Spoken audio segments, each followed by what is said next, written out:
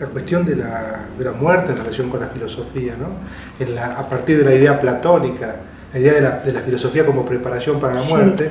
Yo quería preguntarle eso, si es que... Sí, pues fíjate vos que yo creo que ya es una idea fuera de tiempo. ¿Le parece fuera de tiempo? Una preparación para la muerte. La verdad que me descoloca la respuesta que me da, porque, a ver, si bien es cierto, claro, es una idea antigua, es una idea de Platón, pero yo la reformulo o la pienso en este sentido. La racionalidad humana, bueno, la filosofía como una forma de la racionalidad humana,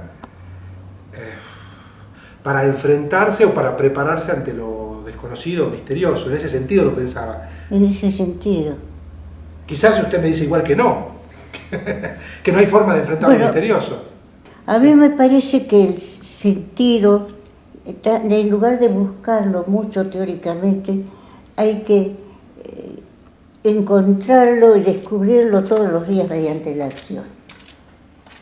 No sé qué opinas. No, me impactan sus respuestas, porque muchos filósofos, no todos, pero sí, muchos, son racionalistas y tienen una confianza en la razón, es decir, sí, y de alguna manera entregan una parte de su vida a la actividad racional, a la actividad especulativa. Claro, la actividad racional. Entonces, cuando yo le pregunto a usted, yo esperaba que me dijera, bueno, sí, la racionalidad es necesaria y es lo único que tenemos para enfrentar el misterio. Pero usted me dice que no, que la acción... Yo creo que, bueno, yo pienso que una acción acompañada de razonabilidad.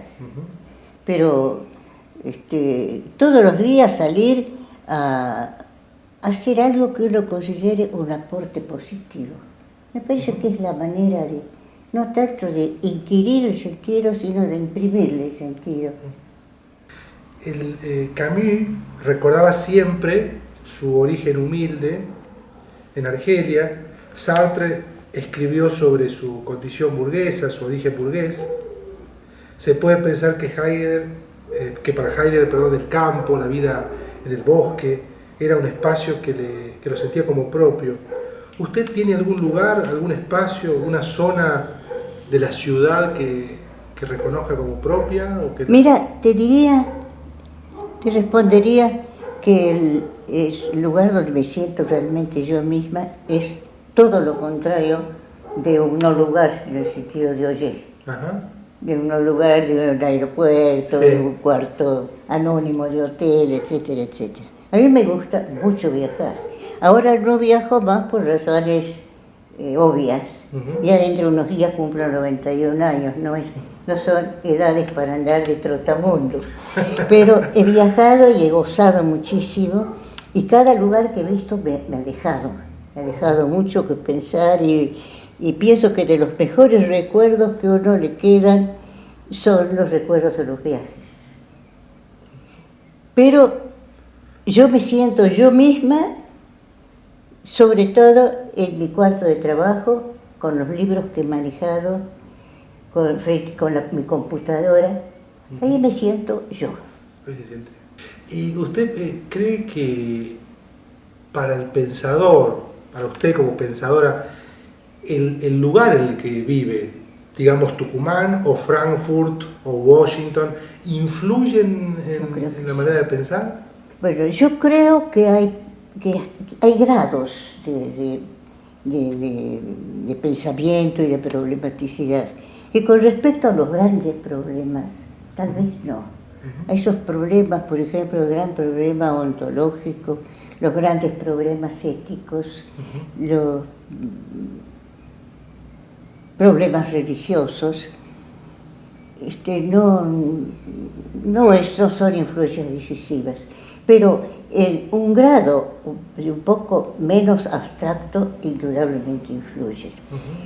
Yo no sé si viste en el librito, en ensayos y testimonios, sí, que llegó un momento en que yo me di cuenta que no podía repetir la famosa frase marseliana, yo soy mi cuerpo, que parece una frase totalmente obvia, sí, pero era en ese momento que él la pronunció, que sería fines del año 30, comienzos del 40, y que la divulgó y que se divulgó, Ujú. significaba tomar una actitud anticartesiana. Sí, sí, claramente. Porque la mayoría de los filósofos hasta el momento, en mayor o menor medida, habían seguido siendo cartesianos. ¿Quién soy? Soy algo que piensa. ¿Y la corporeidad? Entonces, para quitarle lo obvio, hay que pensarlo en su momento, a esa frase marceliana. Y más o menos en la misma textura estuvieron después Camus, sobre todo Sartre. Y bueno, ya muchos aceptaron el hecho que había que incorporar la corporeidad. Y yo pensé, ¿cómo no voy a incorporar? Hacía poco que yo he tenido mis hijos, ¿cómo no voy a incorporar esa experiencia? Es decir, se me impuso como algo que debía pensarla de alguna manera.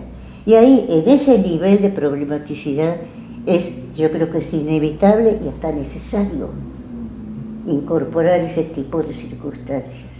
¿No crees? Sí, sí, por supuesto, Sí. claro. Y sobre todo considerado también cómo los filósofos habían descuidado, ¿no? Claro, No solo Descartes, sino también en la tradición. Ese desprecio a pensar la corporeidad.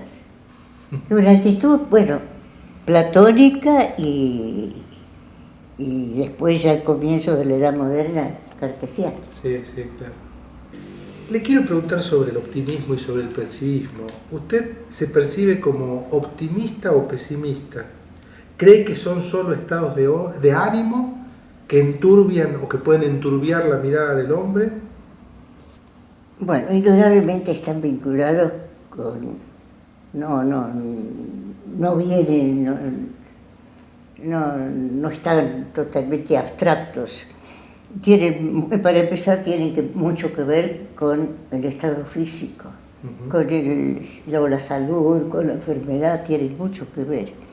Pero yo creo que ahí sí, por ejemplo, yo soy más racional, porque siendo todo tan incierto, realmente no tenemos seguridad que nos va a pasar dentro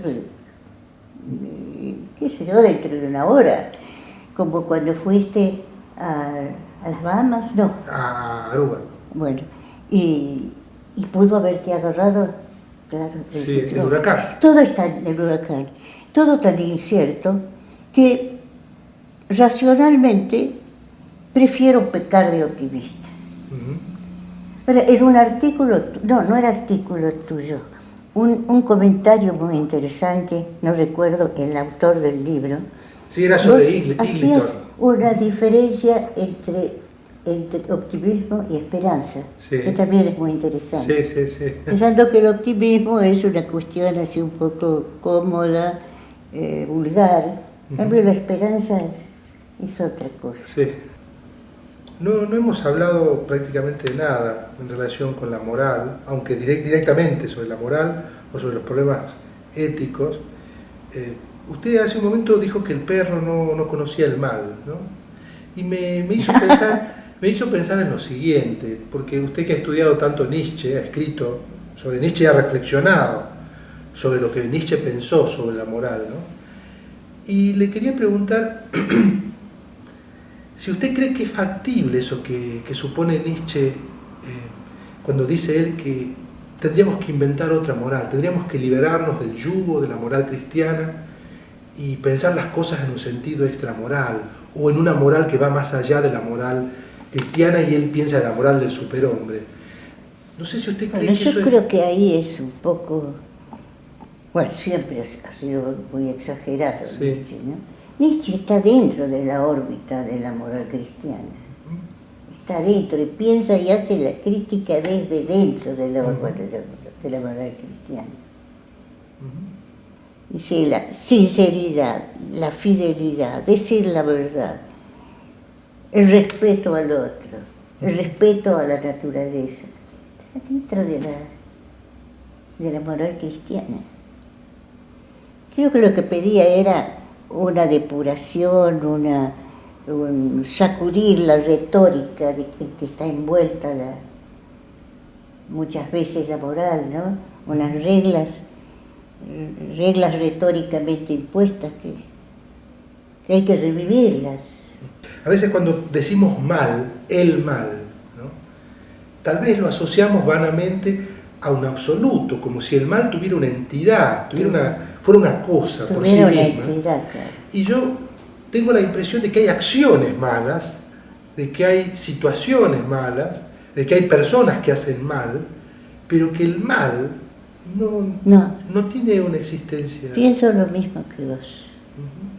Inclusive me cuesta pensar que haya personas realmente malas. Seré muy ingenua, pero me cuesta. Me cuesta pensar. A veces tengo que convencerme. No hay más remedio que convencerme, pero me cuesta. A mí también a su vez me parece muy ingenuo pensar lo que decía Kant al principio de ese texto famoso: no hay en el mundo, ni en general fuera del mundo, nada que pueda ser considerado bueno sin restricción, a no ser una buena voluntad. ¿No? También me parece ingenuo, ¿no? Pensar que haya una bondad. Una bondad, sí. Impoluta, una bondad Sí, plena. también, sí. Pero el mal, la maldad absoluta, yo no creo.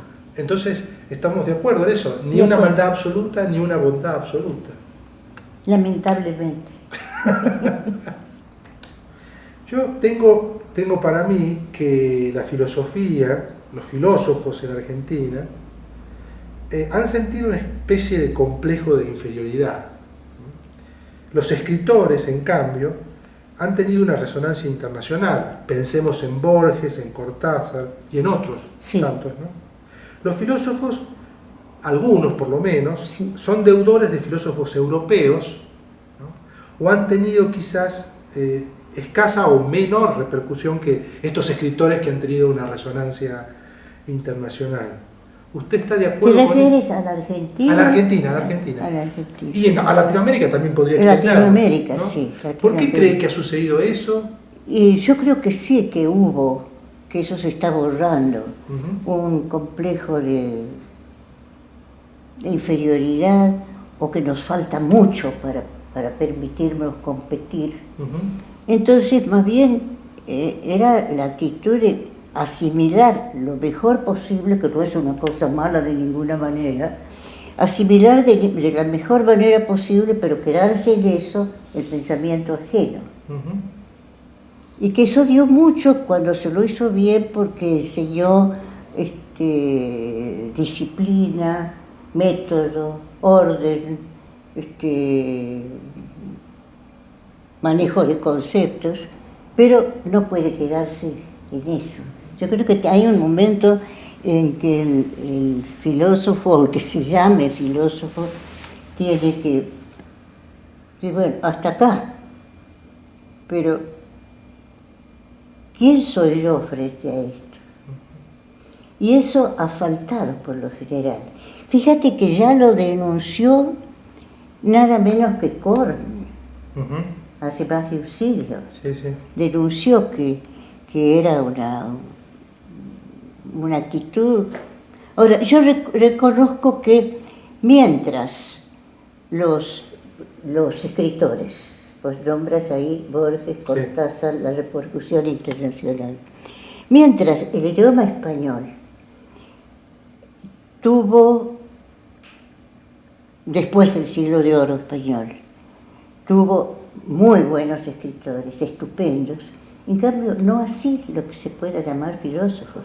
Entonces también el argentino, el latinoamericano, con su idioma español, cargaba contaba con un lenguaje que no tenía prestigio filosófico, y eso es muy importante.